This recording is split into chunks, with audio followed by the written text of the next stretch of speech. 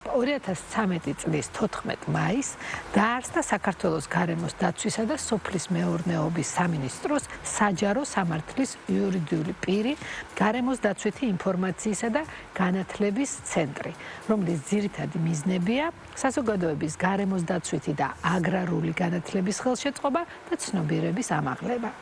გარემოს დაცვით და აგრარულ ინფორმაციაზე ხელმისაწვდომობის უზრუნველყოფა.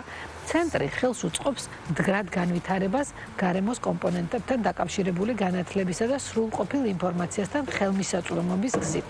გარემოს დაცვითი ინფორმაციისა და განათლების ცენტრი დღეს იუბილარია და ჩვენი სტუმარია თამთა დევდარიანი, გარემოს დაცვითი ინფორმაციის განათლების ცენტრის დირექტორი.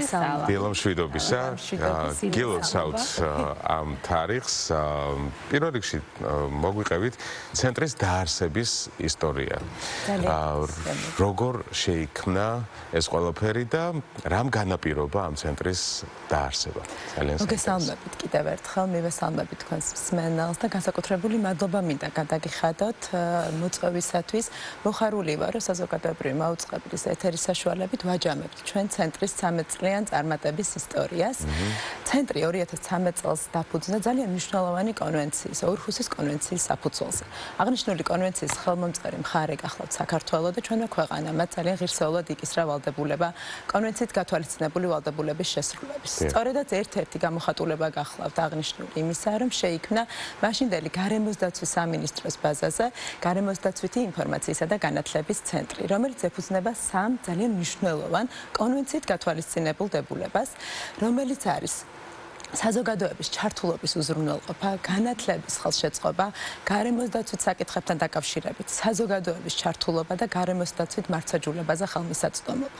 თუმცა მას შემდგომ, რაც 2019 წელს სოფლის მეურნეობის და გარემოს დაცვის სამინისტროები შეერთდა, ცენტრს თავის მანდატის ფარგლებში გარდა გარემოს დაცვის საკითხებისა დაემატა აგრარული მიმართულება. შესაბამისად, ჩვენ 2019 წლიდან მოყოლებული ცნობიერების ამაღლებას, განათლების ხელშეწყობას როგორც ფორმალური, ასევე არაფორმალური განათლების მიმართულებით ვახორციელებთ როგორც აგრარული, ასევე გარემოს დაცვითი მიმართულებით.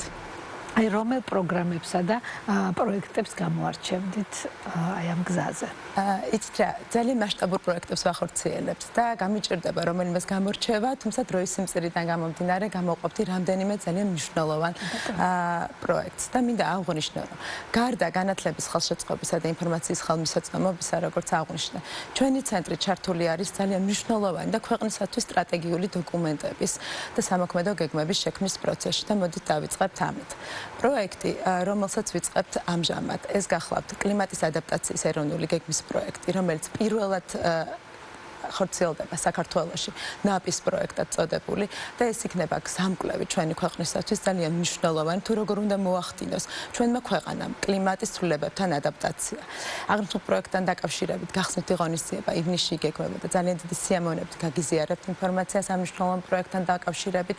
შემდგომი პროექტი, რომელსაც ვახორციელებთ და გახლავთ ასევე საერთაშორისო საგრანტო პროექტი, გახლავთ NBSAP-ის პროექტად წოდებული ბიომრავალფეროვნების პროექტი და ჩვენს ქვეყანას ექნება მესამე NBSAP და მე ძალიან მოხარული ვარ, რომ ჩვენი სამინისტროს მხარდაჭერით ჩვენი ცენტრი გარემოს დაცვითი ინფორმაციისა და განათლების ცენტრი ახორციელებს ბიომრავალფეროვნების ეროვნული სტრატეგიის მესამე ასე ვთქვათ, სამოქმედო გეგმის ეროვნულ მიზნებზე დაფუძნებული სამოქმედო გეგმის პროექტის შემუშავებას, რომელიც აღწერს თუ როგორ უნდა ვიზრუნოთ, როგორ უნდა შევინარჩუნოთ იმ უნიკალურ ბიომრავალფეროვნებაზე, რომელიც მართლაც ჩვენი ქვეყნის ეროვნული საგანძური გახლავთ, სწორედ ამისი ამსახველი გახლავთ აღნიშნული დოკუმენტი და სტრატეგია, რომელიც მიმდინარე წლის ბოლოს დასრულდება წარმატებით.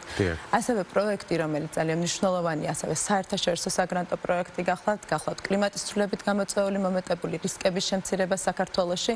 აღნიშნული პროექტი ხორციელდება ჩვენი დონორული პარტნიორების მხარდაჭერით და მინდა მადლობა გადაუხადო აქვე და ვისარგებლო შემთხვევით იმ პარტნიორებს, რომლებიც ამ 13 წლიანი პერიოდის მანძილზე ძალიან აქტიურად ძალიან საინტერესოა აი ამ 13 წლიანი პერიოდის შესახებ რო გვიამბობთ. რა სირთულეებს წააწყდით ამ 13 წლის განმავლობაში? როგორი იყო წარმატებები? აი როგორი გამოწვევების შესახებ რო მოგვიყვეთ, აი კონკრეტულად? ძალიან დიდი სიამოვნებით. მოგესალმებით, დროსთან და განვითარებასთან ერთად ვითარდება ნებისმიერი სფერო.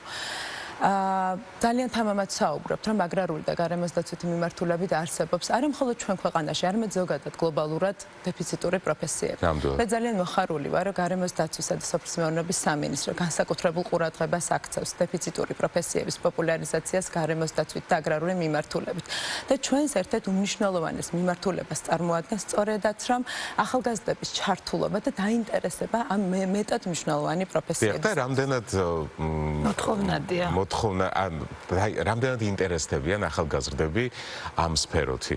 მოგახსენებთ, რომ ძალიან კარგი ტენდენცია არის და მოთხოვნა ჩვენი კონკურსების, ჩვენი აქტივობების, საგაზაფხულო თუ საშემოდგომო ბანაკების მისამართით არის ძალიან მზარდი და ძალიან გვახარებს, რომ უფრო მეტი და მეტი ახალგაზრდის დაინტერესება ხდება. ვინაიდან ჩვენი ცენტრი თავის საქმიანობას ფარავს თამამად ვიტყვი მთელი ქვეყნის მასშტაბით.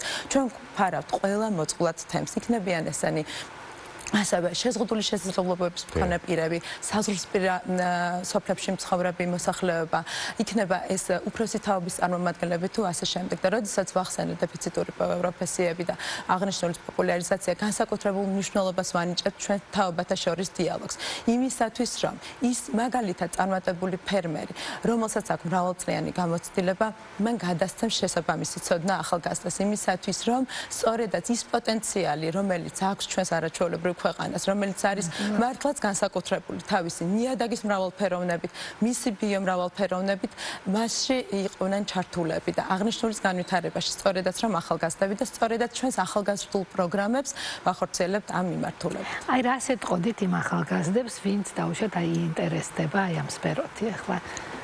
ძალიან დიდი სიამოვნებით ვეტყოდით, რომ ეს გახლავთ მართლაც რომ საშვილიშვილო და ძალიან მნიშვნელოვანი საქმიანობა, რა თქმა უნდა, უმნიშვნელოვანესი არის ყველა პროფესია, თუმცა გარემოსდაცვითი და აგრარული მიმართულების პროფესიები არის იმდენად მნიშვნელოვანი, რაც კავშირში არის. პირდაპირ სასიცოცხლო ჯანსაღ ცხოვრებასთან, ჯანსაღ მომავალთან და ჯანმრთელობასთან და ახალგაზრდები წარმოადგენენ სწორედაც იმ ძალას, რომელსაც აქვს ის უდიდესი პოტენციალი, რომლებიც ქმნიან ჩვენს მომავალს, ხვალინდელ მომავალს და რომლებიც მნიშვნელოვან როლს ახორციელებენ ჩვენი ქვეყნის მდგრადი განვითარების პროცესში. კი, ახსენეთ მრავალი პროექტი, შეხვედრები, კონფერენციები, აქტივობები, აი ამ აქტივობების და თქვენი საქმიანობის შესახებ უფრო დეტალურად რომ მოგვიყვეთ. რასაკეთებს ცენტრი ამ ცნობადობის ამაღლების თვალსაზრისით? ცენტრი ძალიან მრავალმხრივი მიმართულებით მუშაობს. ჩვენ მუშაობთ დაწყებული სკოლამდელი აღზრდის დაწესებულებიდან, სკოლის მოსწავლეებით და სტუდენტებით დამთავრებული, ასევე ფართო საზოგადოებას ფარავთ სხვადასხვა მიმართულებით. ჩვენ მუშაობთ ასევე პედაგოგებთან, როგორც ბაღის პედაგოგებთან, ასევე სკოლის პედაგოგებთან, ასევე უნივერსიტეტებთან, თანამშრომლობთ ძალიან აქტიურად პროფესიულ კოლეჯებთან. და მათ შორის, რაც არ მინდა ყურადღების მიღმა დავტოვა, ჩვენ ძალიან გავააქტიურეთ საერთაშორისო თანამშრომლობა, როგორც არის ქვეყნები, მაგალითად ბერნი, რომელთანაც შვეიცარია და ბერნი, რომელთანაც გაფორმებული გვაქვს ურთიერთთანამშრომლობის მემორანდუმი, თანამშრომლობთ ქართულ-ფრანგულ ინსტიტუტთან, ვიწყებთ თანამშრომლობას უნგრეთთან, სომხეთთან და მაქსიმალურად ვცდილობთ, რომ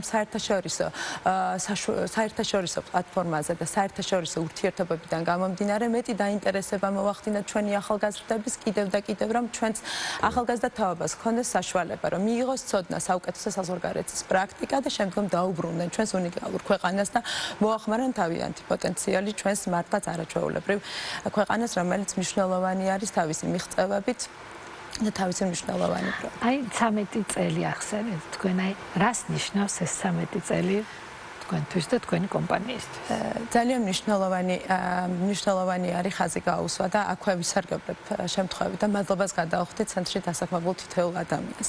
ვინაიდან ყოველივე ის წარმატება, ყოველივე ის წინ გადადგმული ნაბიჯი, პროგრესი არის ნამდვილად ამ ადამიანების დამსახურება. აქვე მადლობა მინდა გადავხადო გარემოსდაცვისა და სოფლის მეურნეობის სამინისტროს უპირობო მხარდაჭერისათვის და ცენტრის ინიციატივების მხარდაჭერისათვის, ასევე დონორ ორგანიზაციებს, რომლებიც მრავალი წლის განმავლობაში სოფლიოში გვერდში უდგანან ცენტრს და ჩვენ ძალიან აქტიურად ვახორციელებთ არაერთ ძალიან მნიშვნელოვან ინიციატივას. იქნება ეს პენიტენციურ დაწესებულებებში, მაგალითად ცნობიერების სამაღლება მსჯავრდებულების გამომდინარე იქიდან, რომ მნიშვნელოვანი როლს წარმოადგენს ჩვენი საზოგადოების. ვინაიდან ჩვენ ვფიქრობთ, რომ განათლება არ უნდა იზღუდებოდეს მაგალითისათვის პენიტენციურ დაწესებულებაში მყოფი პირებისათვის, ვინაიდან უნივერსალურ უფლებას წარმოადგენს. როგორც აღვნიშნეთ, ეს 13 წელი არის მნიშვნელოვანი იმისათვის, რომ საზოგადოებას ჩამოყალიბებოდა ნდობა და რახან 13 წელს ვახსენებთ, ესე იგი საზოგადოებაში არსებობს ნდობა. ნამდვილად გვაქვს პოზიტიური ამბიცია იმისა, რომ ჩვენი ცენტრი და ჩვენი სამინისტროს ეს სტრუქტურული ერთეული იყოს ნამდვილად სამაგალითო.